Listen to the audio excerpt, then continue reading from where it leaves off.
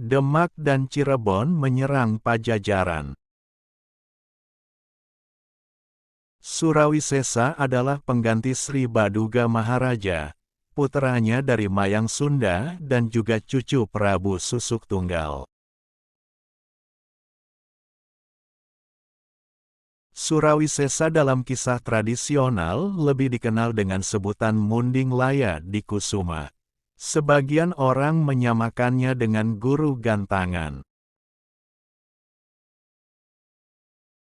Perjanjian antara Pajajaran di bawah Surawisesa dengan Portugis mendatangkan kecemasan dari Kerajaan Demak di bawah kepemimpinan Sultan Trenggana. Kecemasan mengacu pada Selat Malaka yang menjadi pintu masuk perairan Nusantara sebelah utara. Menurut Trenggono, dengan jatuhnya Sunda dan Malaka dikuasai Portugis, secara otomatis akan melumpuhkan sektor maritim kerajaan di Nusantara. Terlebih Selat Malaka sebagai urat nadi kehidupan ekonomi Kerajaan Demak akan terputus. Maka Sultan Trenggono menghimpun kekuatan dan melakukan segala cara untuk bisa mengantisipasinya. Pernikahan politik dengan Cirebon menjadikan Demak dan Cirebon memiliki hubungan yang kuat. Kelak dua kerajaan inilah yang akhirnya menyerbu ke daerah kekuasaan Portugis. Gabungan pasukan Demak, Cirebon inilah yang menjadi kekuatan untuk menyerang Banten, wilayah kekuasaan Kerajaan Pajajaran, pintu utama Selat Sunda.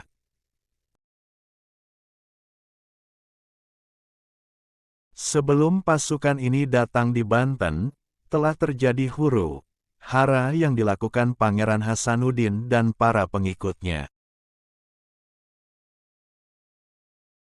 Serangan tersebut membuat masyarakat ketakutan, bahkan Bupati Banten dan keluarga besarnya kala itu terpaksa memutuskan mengungsi ke ibu kota Pakuan Pajajaran.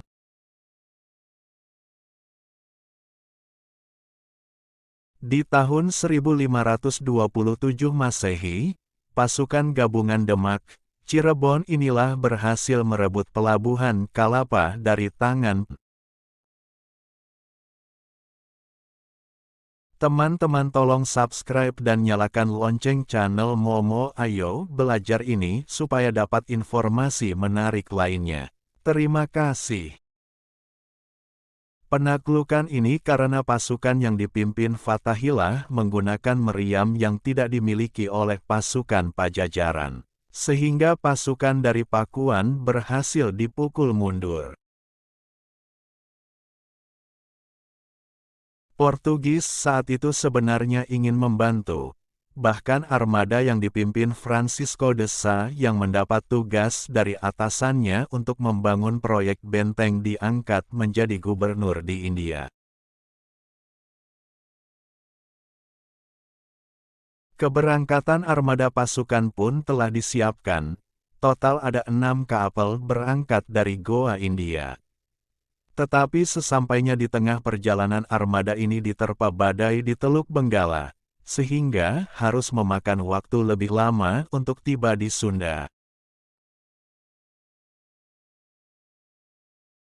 Akhirnya ekspedisi Portugis yang awalnya menuju Banten, bergeser ke Malaka.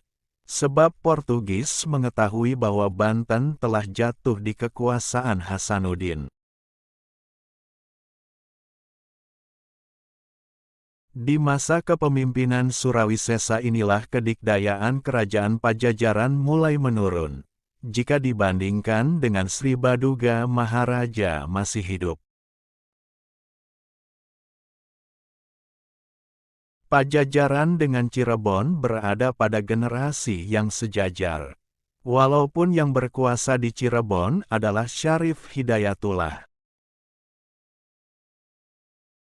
tetapi di belakangnya berdiri orang orang besar seperti Cakrabuana atau yang memiliki nama asli Haji Abdullah Iman. Kekuatan Cirebon memang saat itu masih lemah, tapi pernikahan politiknya dengan Demak ditambah hubungan diplomatik dengan Demak membuat kekuatan Cirebon bertambah.